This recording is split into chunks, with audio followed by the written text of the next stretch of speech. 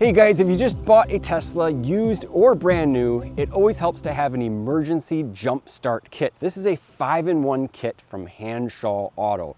It includes a vacuum cleaner, a pressure washer, a battery charger, a tire inflator, and a phone mount for wireless charging. I think this is a really cool kit, and it includes everything that you need to get started. So when you get this kit, you'll open it up here from the top, and on the inside you get a really nice kind of suede finish. I like that it has a handle. This thing, you can charge it up and keep it in your trunk. I'll show you where it can fit, and then you can use it whenever needed. This is a 2019 Model 3 that has a little compartment here that you would slide open. You can see it's kind of dirty. I'm going to use the vacuum to clean this out, but this is where you would insert the kit. You can see here it slides really nicely in here, and you can keep it ready to go at a moment's notice. So let's have a look at what we get inside of the kit.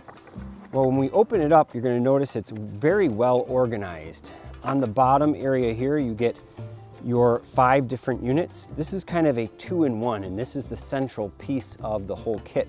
This is the battery. First thing you're going to want to do is undo this little safety mechanism that's going to allow you to attach it to these accessories. You find the right spot, you twist it into place, and you simply turn the power on. Here you can see I am at full battery. I have 3 bars here. This activates the vacuum. That's the first level. I press it again, and I get more suction. So it's 2 levels on that, and then you get a little adapter here that slides in. It doesn't matter whether it's this way or this way, it slides in, and this vacuum can be cleaned. You open this up and you get a HEPA filter on the inside. You simply pull this out, and then you get inside of here, you get 2 pieces. So here is the filter itself. You can pull this out and clean this with debris. There's no complicated, I've seen a lot of vacuum cleaners where you have to like find the right groove. It just pops in like that, and then this goes into the final assembly piece here. And of course you're going to have to twist it to lock it onto there. So a nice vacuum, and I'll show you how that works here in a minute. So let's turn off the battery. We'll disconnect this, and I'll show you the next attachment. We have over here the tire inflator mechanism. So we attach the battery, again, find that right spot, turn it on, and this unit then comes on. You can take off this protective cover. You get a nice reading. It tells you bars. You can change the settings to PSI. You can change it for bicycle. There's a cable up here as well as adapters that you can use to inflate your tires. So we'll turn the battery off, and we'll move on to the next one here. You can put this inside of your cup holder, and you rest your phone on top of here, and it will start charging it. I think that's pretty cool. Now it moves around. Mine in particular did not come with a phone mount, but my understanding is the kits do come with that. And the pressure washer. This thing is pretty cool. Now you don't connect a hose up to this. The battery goes in the back here. You would fill this up with your snow foam material. You'd lock this in place by just twisting it. Once you twist it, you then pull down on this top portion. It's just like any pressure washer. You pull down, you push it in place, and then lock it by pushing it forward. Now this piece here, it looks like it twists, but it's actually just a piece of plastic. You're never going to be messing with that, so just keep it in place. This thing might move on you, but not a big deal. Your spray foam would go inside of here, but your water would have to come from this side here. And what happens is, instead of putting a hose onto here, you would fill up a bucket, and then you would use this hose. So this hose would sit inside of the bucket. This is kind of heavy. It has some weights in it. So this goes inside of your water pail, and then this connects to this portion here. So I place it up like this, and then again I push it up to secure it in place, and now it's locked onto the unit. This goes up to 185 PSI with the battery. And by the way, the battery has a USB port on it that you can use to charge your accessories. Inside of this smaller bag, you're going to see a USB-C to USB-A cable. In addition to using the spray foam, let's take this off. You can just have straight water coming out of this. So you would attach this same way, push it in. Make sure you push it in firmly because otherwise it doesn't go in all the way. So press it in as firmly as you can go and then push this out as hard as you can as well. And then you get several different settings. Let's count them. There's 1, here's 2, here's 3, 4, 5, 6 different settings. So I'll demonstrate those once I connect some water up to this thing. And I can't fail to mention you get a instruction booklet. I think the E Pro is a separate kit, but this is all in Chinese, but it has really pretty pictures. So you can go through it and read the specs. There's some nice information in there.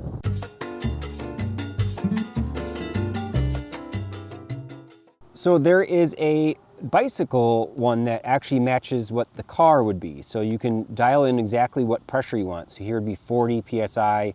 I typically fill mine up to 42 PSI. When I first got the car, it was at 44. So 42, I think between 42 and 43 is a good range. So I'm just gonna leave it at 42. Let's go right in at 42, and we're gonna fill it up to that level. Now let's just take a look here if it can read the pressure in addition to filling it up. So I'll unscrew this. We'll go ahead and put it on. You're gonna wanna use 2 hands on this. So there we go. Lock it in place. And here you can see it's saying 37, okay? We should be able to just turn it on now by pressing this power button, and it should go to 42. So we'll try it out here. Here we go. I'm gonna place it down on the ground. So you can see it filling up 39, 39 and a half, 40.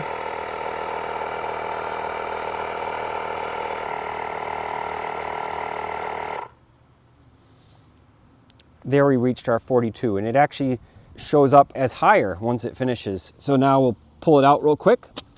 There we go. Great, and we still have 3 bars on our battery, so not bad. It didn't seem to use that much power. If I hold on to it, it isn't even warm, which is crazy. So that's pretty cool. I did hear, because of the high pressure, I did hear a small little air leak, but it wasn't enough to affect the performance.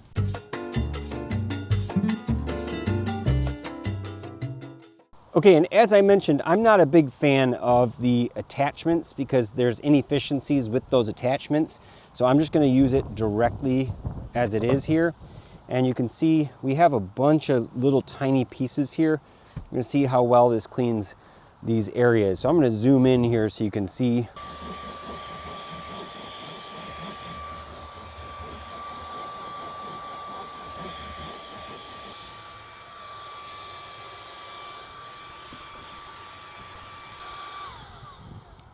So I've changed my mind a little bit on the brush attachment. It actually helps to knock some of the debris free from the material on here, and then that allows it to come into the vacuum a little bit better. Let's take a look inside of here just to see how much stuff we collected. So I'll open it up here, and you can see the stuff that it collected. That looks a lot better than it was when we started. Now, some of these are marks that just will not come out, and I'll just zoom in and show you a case in point. We've got a little spot here, and if I zoom in really closely, that is actually like a chalk mark or something. And if I get my finger on there, but generally speaking, that looks a lot better than it did previously.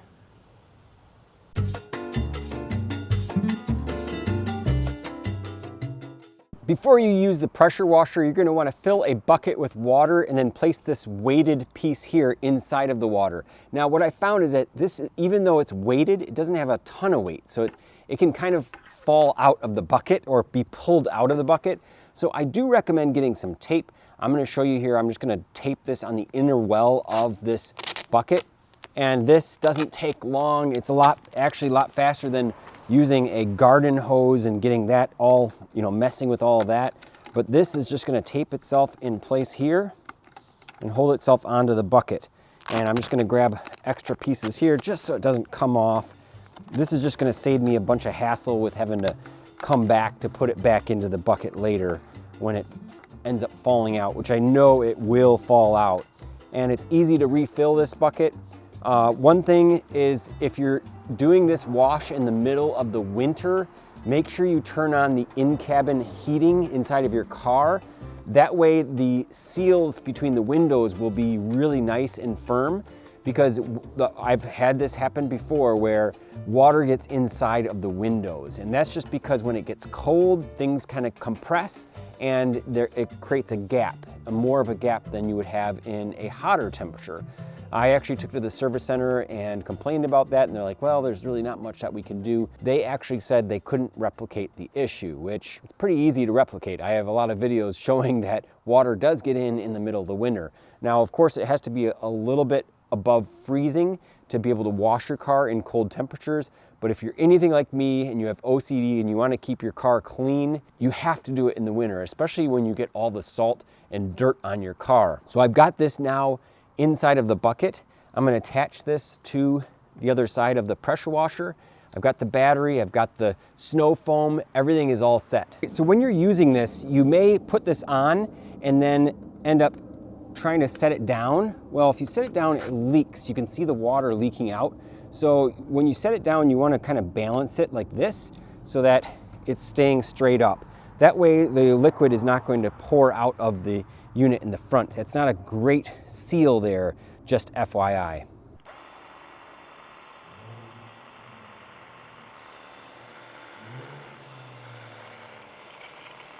There we go. It took a little while. I had to tighten this. You actually have to twist it a little bit.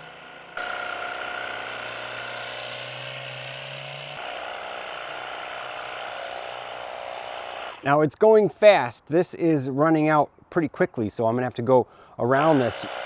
You might have to fill it up twice. It's nice you get a lot of distance here.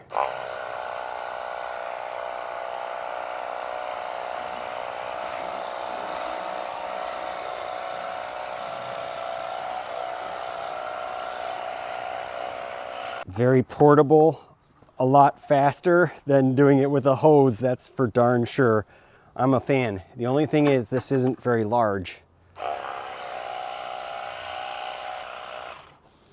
And there we've run out. So you might have to do this twice. I'm gonna have to go fill it up real quick. It won't take long. Let's do it right now.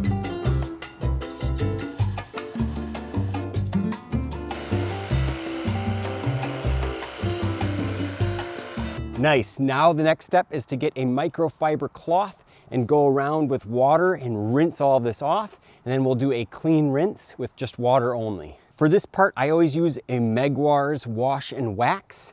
And what I do is I just pour this inside of my bucket. I don't really measure it. I just pour it in. So I pour in like about that much. And I get my mitt out and I hand wash it. It's technically a touch wash, but it's way better than going through a normal car wash where you get those bristles, then you get, your paint just gets scratched. Highly recommend doing this type of car wash over any other car wash. Very important to maintain the look of your brand new or used Tesla.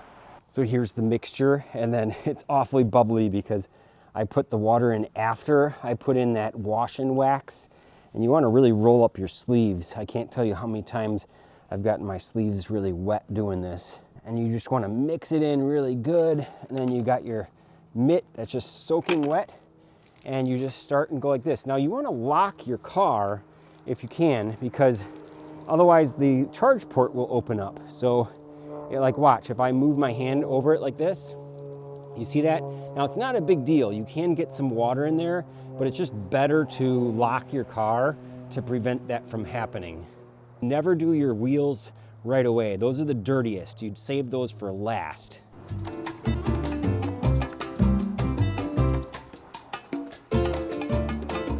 Another thing I've observed is that if your car is slanted downwards, if you have a slanted driveway, for example, that's the best situation to enable the water to come forward and drain more efficiently. I had some really smelly HVAC issues early on with my car ownership, and I found that slanting the car downwards like this really helps to improve any water getting into that HVAC system. It also helps to put your car into windshield wiper mode. If you forgot, like I did, you can gently and very carefully go underneath the wipers, but you want to kind of clean under there as well. And one good thing for winter maintenance, if you're getting ready for the winter like I am, is to lubricate your door handles with WD-40. There's a little spring in there, and it helps to do that.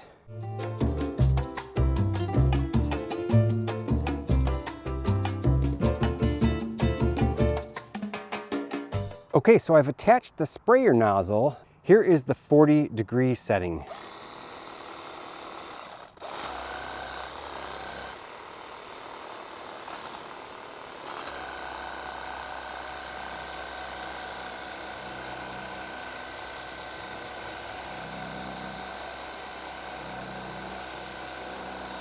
Now I'm going to switch it to this next one right here and see what this looks like.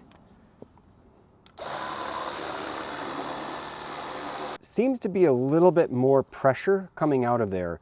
This would kind of knock stuff off of it. I'm going to try the 0. Whew. Now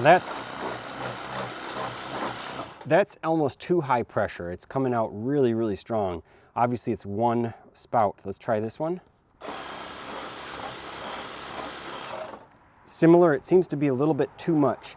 I like it kind of spread out. So the 15 degrees is going to be a little bit less of a spout. This may be the ideal.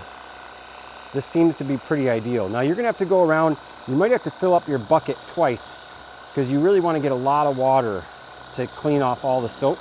And you ideally really want to start up at the top to get all the soap off the top first.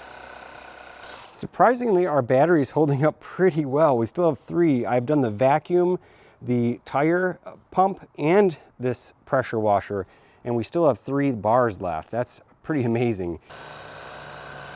So let's take a look at our water level here. We are about halfway down. And this is what I was talking about, where the water goes down and out from the bottom. If it's going up, I just found that it gets into the HVAC system and makes it a little bit worse. All right, I'm gonna go fill the bucket up and do the other half of the car. All right, we're losing daylight here, but it's still 3 bars and I've got the bucket full again here, so turn it back on.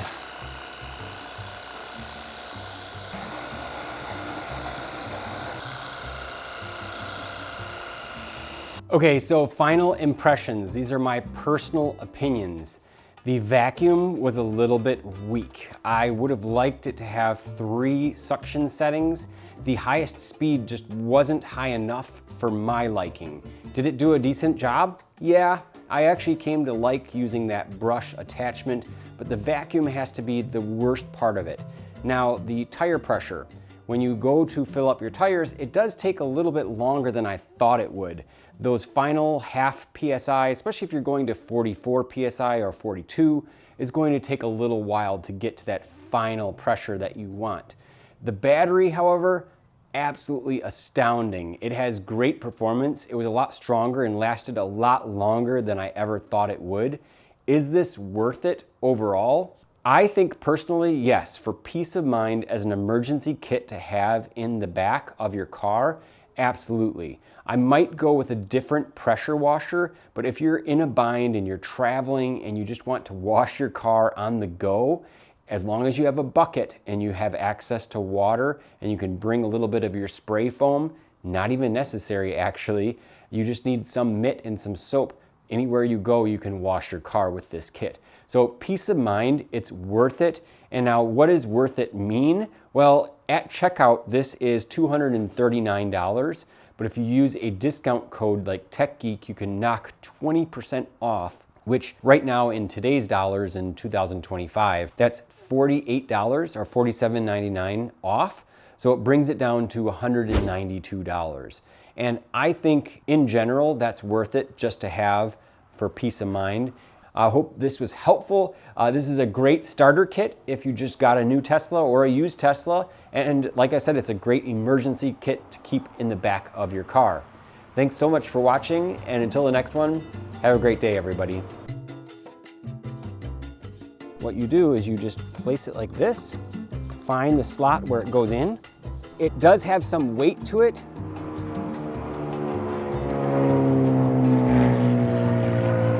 If I press press it again, it goes off. You have to press it